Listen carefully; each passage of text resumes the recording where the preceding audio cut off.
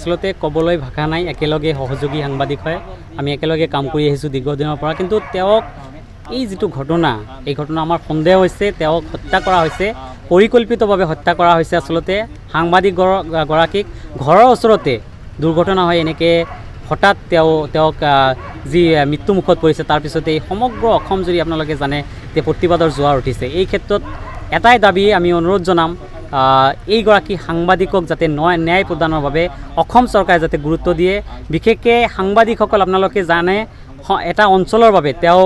কাম কৰি থাকে অঞ্চলটোৰ যাতে ডেভেলপমেণ্ট হয় এই ডেভেলপমেণ্টৰ কাৰণে তেওঁ বিভিন্ন সময়ত বিভিন্ন বাতৰি সম্প্ৰচাৰ কৰিব লগা হয় কিন্তু এই ক্ষেত্ৰত দেখা যায় এটা চক্ৰ বিশেষকৈ দালাল শ্ৰেণীৰ এটা চক্ৰ তেওঁলোকে এই সাংবাদিকসকলৰ মুখ বন্ধ কৰাৰ বাবে বিভিন্ন সময়ত বিভিন্ন ধৰণৰ চেষ্টা কৰে কিন্তু সাংবাদিকসকল আপোচ যাতে নহয় তাৰ বাবে বিভিন্ন সাংবাদিকে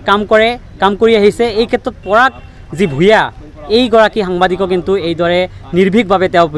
দীৰ্ঘদিনৰ পৰা কাম কৰি আহিছিল কিন্তু তেওঁৰ মুখ বন্ধ কৰাৰ বাবে আচলতে এই হত্যাকাণ্ড সংঘটিত কৰা হ'ল নেকি তাৰ বাবে উচিত তদন্ত কৰিব লাগে CBI তদন্ত কৰিব লাগে আৰু লগতে মই অনুৰোধ জনাম অসম চৰকাৰলৈ এইগৰাকী সাংবাদিকৰ পৰিয়ালৰ এতিয়া দায়িত্ব কোনে ল'ব